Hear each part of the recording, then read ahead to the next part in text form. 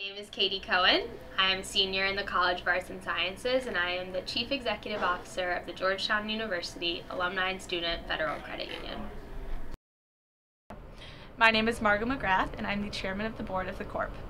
My name is Becky Kiley. I was the first female president of the Georgetown University Grilling Society.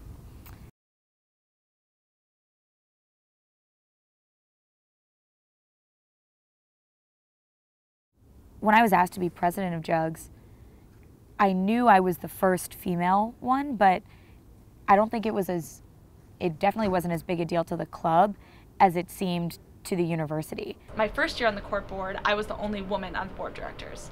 All three officers were men, and then the chairman, Corp Philanthropy and Business Development were all men. I don't think that I was ever disrespected or that no one, took what I had to say lightly because I was a woman. I don't remember feeling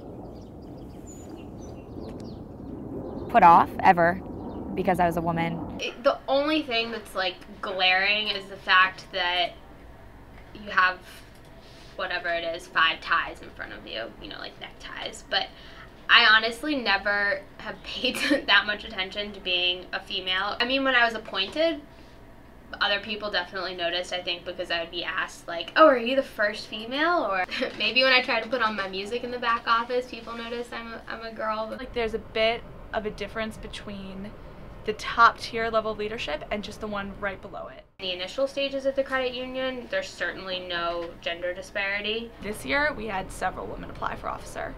So that was really exciting because I know some people were concerned 2 years ago. Why aren't women applying for these positions? I think it's not enough women are interested in the positions. I think that when they apply, it's probably 50-50. They're just as qualified as the guys are. I think it's more a function of just not being interested in being the top dog on the totem pole. It's also way overdue for 2 women to run Gus Ed, and I really want to win. My name's Clara Gustafson. I am from Portland, Oregon. I've also been involved in the student government here at Georgetown since my freshman year. I was the one of 3 girls in the 25 seat Senate. Then last year I was one of 6 girls, which was super exciting. We doubled our numbers. It's overwhelmingly dominated by straight white males. My name is Vale Conart-Yacht. I'm a junior in the School of Foreign Service, and I'm from Houston, Texas. And I was sitting in class one day, in a really great class, and 2 members of the GASA Senate were sitting across from me. And I just overheard them saying incredibly negative things about women in GASA. And it exposed me a side of Georgetown that I hadn't really seen before. And I also ran into Clara in the library, and I was so upset by that comment that I was like, Clara, I really need to talk to you. And I asked Clara, are you planning to run for GASA president? Because I really think you should. I think that there are, GASAs really need a female leadership, and Georgetown needs female leadership. I was thinking about why I was still involved in student government here at Georgetown. And I was thinking, well, maybe I want to try and run. And she was like, well, I'm actually looking for a running mate. And that was when we kind of decided that we were going to throw our hats in the ring for GASA president and vice president. Our core team of people became mostly a bunch of male seniors. That group kind of helped us figure out kind of our strengths as a ticket, and also help us see where maybe our potential weaknesses would be. And a lot of stuff that came up in that conversation, which was sort of just initial strategy, was sort of, how are you going to address the girl thing? And we were like, well, it's sad that no one talked to any of the all-male tickets about how are you going to address the boy thing.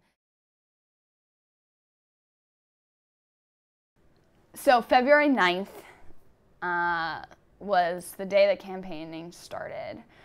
But that first day was very adrenaline-filled, and then at the end of it, I was like, oh no, we have to do this for 2 more weeks. The night of February 8th till February 23rd, we were going. So pretty much every day, we both each had a few meetings with sort of key people that we needed to talk to. We'd have campaign staff meetings, we'd knock doors, we'd table in Lowinger or in Red Square, and then we would also have to, go to class, which happened sometimes. And so I was really nervous about being put in the public eye and being kind of criticized and dissected. Claire and I were kind of trying to figure out what to wear for the debates. Do we wear a suit? And suits aren't really my thing. I'm just not a suit person. I'm more of a dress or a skirt person. It just works for me. And Claire's more of a suit person. It's cool. It's there, in undertones, everywhere. Especially when you are having your picture taken and being public and having a debate. they're gonna say, oh, you know, you guys look like a lesbian couple tonight. That came up multiple times. And it's like, just because we are two females who are standing next to each other taking a picture, and one of us is wearing pants and one is wearing a skirt, that doesn't make us a lesbian couple. You know, it's just interesting. Like, the male candidates don't have to think about that. And also in terms of appearances, you know, I don't think people would have gone up to any of the male candidates and been like, oh my God, don't worry, like, you're so much hotter than him, like, don't even worry about it. You know, people would, like, our friends would say that to us, like, oh, don't worry, you're better than her because you're prettier. Like, that's absurd. Has nothing to do with it. Yeah. You're the best looking ticket, it's fine. Yeah, I was like, well, okay, well that doesn't weigh in. Yeah. That was what we were striving to stay away from. Yeah. Is like, all women have to offer is what they look like. I just kind of roll with it. I don't really, can I cuss in this movie? I really don't give a fuck what other people think about what I look like. But it's just the fact of the matter that, like, when two women are working together in a powerful capacity, and their clothes choices matter still. Fabulously, there were many female candidates this year. There was another female presidential candidate, and every ticket except two had a female on it. And there were 7 tickets, so that's a good proportion. I think that in this election, yes, while women were well represented compared to previous years, women were also much more maligned. And scrutinized. There were some sort of nasty personal attacks during the campaign. Much of it wasn't directed necessarily at you know, the female candidate's appearance or anything, but a lot of it questioned their credentials or their qualifications to run for the position. Whereas you saw very little of that from about the male candidates. For example, for Vale, they questioned her AP scholarship in high school. In the anonymous comments on a campus blog, someone dug up my high school graduation program and said, oh, but it wasn't listed in her high school graduation program that she was an AP scholar, so she must not have been. And I was like, what is this? Am I Barack Obama? Do I have to release my, like, long-form AP score report? Like, what do you want from me? Election night came. It was the 23rd of February, and polls closed at midnight. And once it hit midnight, we packed up, got out of there, went to a friend's house in Village A, and just were together and tried not to think about anything. I don't think we were the favorite at any point.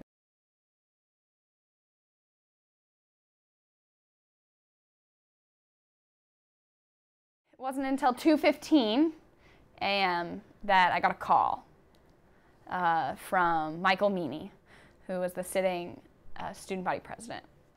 And I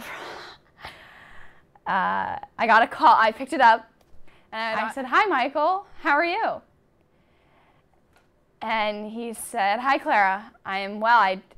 I was just calling to congratulate the new student body president." And I said, "What? Clara, you won!" Come on!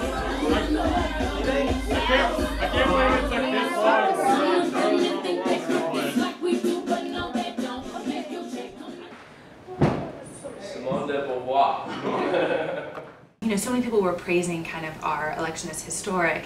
And then we got an email from the director of the LGBTQ Center, Shiva, that said, you know, I'm so energized and excited by your election, but I'm also scared for you, and I'm concerned that there are going to be a lot of people out there that aren't going to want to see you succeed. Some maybe because they just don't like you, or maybe because you're both women. It's going to be a challenge. It's going to be a different kind of challenge from the campaign this next year. But it will be really fun. And I think Vale and I have a great attitude. I think we're going to carry over that attitude from the campaign about having a good time and learning a lot to our administration. During the entire campaign, we really viewed ourselves as the underdog. And I think a lot of people didn't think we could win. People would even say things like, oh, do you really think Gus is ready for 2 women? And I was like, well, Gus might not be ready, but Georgetown is. If you never see a woman in that leadership role, it's hard to picture yourself in it. I think that being a female in a leadership position sets a good example for other women in the community and on campus. And if maybe my involvement as a woman in leadership contributes to like advancing the feminist movement, whatever that might be, because I don't think I understand it, and that's great. I'm not only honored to be a leader, but I'm especially honored to be a woman leader, if that helps to empower other women. The thought of not applying for something for fear of being intimidated by an overwhelmingly male population, to me, is just, it's not an option.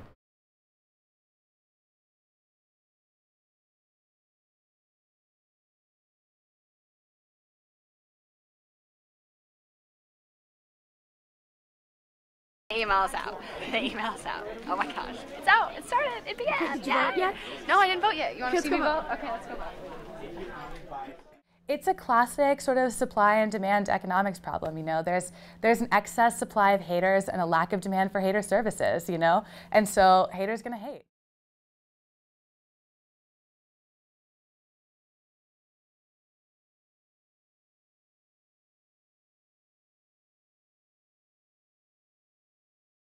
I would be okay if we were a lesbian couple.